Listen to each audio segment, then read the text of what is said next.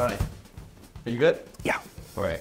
What is the most common misconception about photography? This is a good question. I think a lot of people think the photographer has the idea in the moment fully formed and realized. A lot of powerful, incredible photos are just happy accidents that nobody planned for, including the photographer. They just shot through the moment and then realized later on, and then looking at their photos in post, like, oh my God, I got something really special here. Every picture is taken twice. Once at the moment, you know, with the click of the shutter, and again, when you are editing it. That's a big part of the process that fully realizes most of these concepts. Does AI culling take away from your creative process? No, because you still have a choice to go through any part that you want manually if you want to invest that time, and that's exactly what I do. The vast majority of moments in an 8-hour wedding day with hundreds or thousands of photos that you're going through, AI is surfacing enough of the best, you know, from a technical perspective and also emotional in terms of expressions, those best moments, good enough. You have the full set of data of everything you captured, so you can look one at a time and make sure that it's exactly what you want. But toward the second half of any photo, you know, if you take 7,000 photos at a wedding day, you are going to tire out as a human and make imperfect and poorer decisions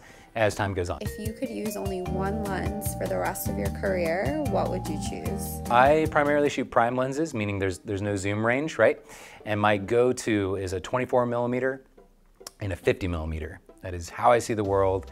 Those cover almost every scenario I need. But if I could only pick one lens, I would actually bring a 35mm, which is right in between those two.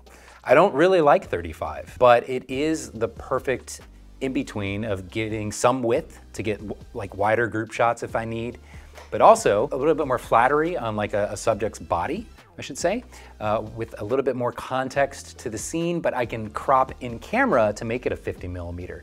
You lose resolution when you do that, but that gives me the flexibility of some width and then the punched in 50mm perspective with in-camera cropping. What celebrity wedding would you want to shoot?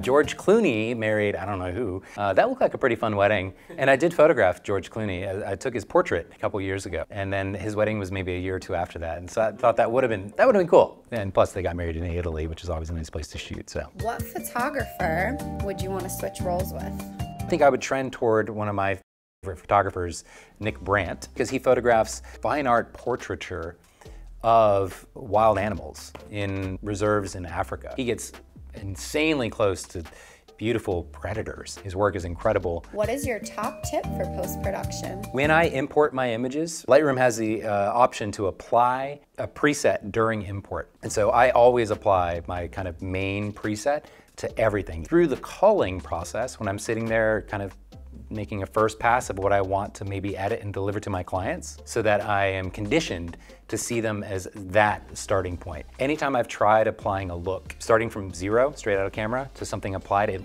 it always looks too heavy. It looks way too much. Like I always want to trend back toward that original viewing that I had. So having my preset applied and then editing from there, I always trend toward that as a goal. And that adds a huge amount of consistency to my entire gallery. What's your go-to snack while you edit at night? First of all, I no longer edit photos at night. I used to, because actually editing in darkness provides a better ambient color environment to light in. Post-COVID, employed a strict cutoff of when I edit. So it's mostly daytime snacking. Snack-wise, it's almost always, this is gonna sound gross, coffee along with dried seaweed with a teriyaki flavoring. So I'm just drinking coffee, eating seaweed. Or a pickle. I'm a big pickle fan. My cat's name is Pickles. I love pickles so much. Pickles and spicy hot peppers. I'm like a pregnant woman. Thanks, everyone. It was fun. That was awesome.